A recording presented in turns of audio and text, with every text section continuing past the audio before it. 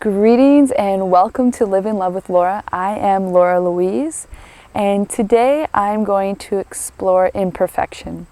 And what I mean by that is this is going to be a 3-minute video, unedited, untouched, in just a moment in time where I speak exactly where I am with exactly where you are and share whatever comes up. So I'm giving myself 3 minutes. I have set the stopwatch here and placed myself in this beautiful situation on the beach and decided I'm just going to share with you where I'm at, and maybe you can reflect and tune into where you're at afterwards. So I have realized that I have been experiencing a sense of anxiety about certain things, and when I sat down and meditated where that's coming from and what that's all about, I realized that there's like this deep inner thing that I think just is really about trying to be perfect and trying to do the right thing and trying to be good and trying to just have it all together all the time. And I think that when we try to be perfect, we aim for something that is just totally unrealistic, because perfect doesn't really exist, because my image of what perfect might be and your image of what perfect might be and the next person's image of what perfect might be could be totally different things. So who can judge and say this is perfect? It doesn't exist, and aiming for it is really setting yourself up for failure, throwing yourself under the bus. So I've decided to explore what imperfection looks like, and that's really what this video is all about. And in doing so, I have found that this like rebellious side of me has kind of surfaced, and now I'm realizing that that it's not even about making that right or wrong and making anything right or wrong, but noticing that we are everything. We are the good, we are the troubled, we are the insane, we are the one that has it all together. We are one within ourselves, just as we are one within the collective. So I had this dream that I stole a car, and I had such a rush doing it that I've actually been considering today going out and stealing a car. And I thought it would be kind of cool if I went and like stole someone's car that I know. But then after expressing this with one of my friends, she said to me, you can't steal a car of somebody you know. If you're looking for that, badass thrill, then it has to be someone you don't know.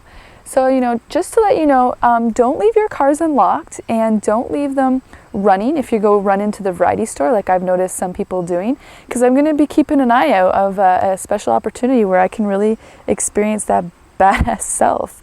I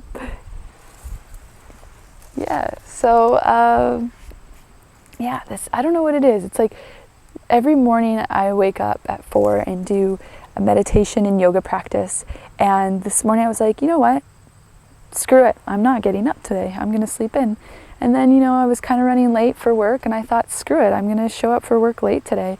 And I got to work, and I was like really productive all morning, and experienced some really tough cases with some really tough things that kids are going through. And I just really just wanted to cry it out, and went and sat outside with the willow trees in the back and soaked up the nature and let myself get grounded again. And before I could even get into a space where I was feeling a little down, I had this random call for somebody I haven't talked to in 10 years. And it was such a beautiful conversation of just like, hey, how are you? I haven't talked to you. I hope you're doing well. And it just snapped me right out of that space. And I think it's so important to notice that that's life, isn't it? Like, life is all about, the good that comes with the challenges and the struggles, and that comes with the pain, but the joy and the happiness, and that it all just exists, and we are all about every piece of it. And I don't know what time it is here and how much I've been talking, but whatever.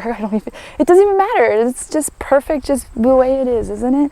So I guess my point is to meet yourself wherever you are, and to meet yourself in the pain and in the emotion of things, and allow yourself to experience it and acknowledge it, but then refocus on the stuff that brings you joy and that you're grateful for, and allow yourself to generate that. And and you're deciding where you're dwelling.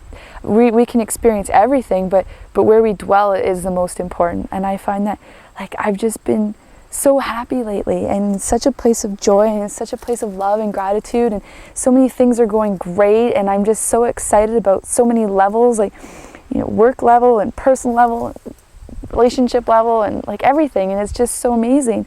And I think it's okay to be happy too. Sometimes when things are going really well, we have a hard time accepting that. It's like, oh, the things are going too well, like I need to interrupt this, and we try to doubt it or question it or wonder when something bad is going to happen to interrupt it.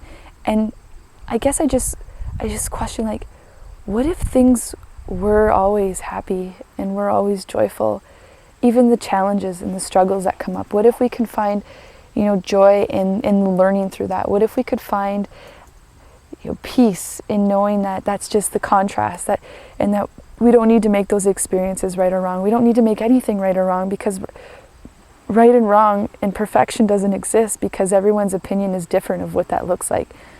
And I think we put so many rules on ourselves, consciously and unconsciously, that get in the way. And it's so important to tap into that rebellious side and that badass side, because that's the side that breaks the rules, and that's the side that tests the limits and pushes the boundaries and breaks free from these belief systems that capture us and hold us down.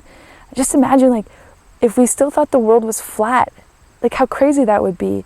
But sometimes we believe something for a period of time because that's what serves us. And then there comes a point where we need to revisit those beliefs and let them go, so that we can open space up for a new belief and a new way of thinking that empowers us and pushes us to another level. So yeah, I guess that's where I'm at today, and those are my thoughts today. And I'm sure that I've hit 3 minutes. I have no idea, because my stopwatch stopped here. But whatever the time is, and whatever you are, wherever I am, is divinely perfect, isn't it? Because that's where we are. I just think that we are exactly where we're meant to be, because that's where we are. We're doing exactly what we're meant to do, because that's what we're doing.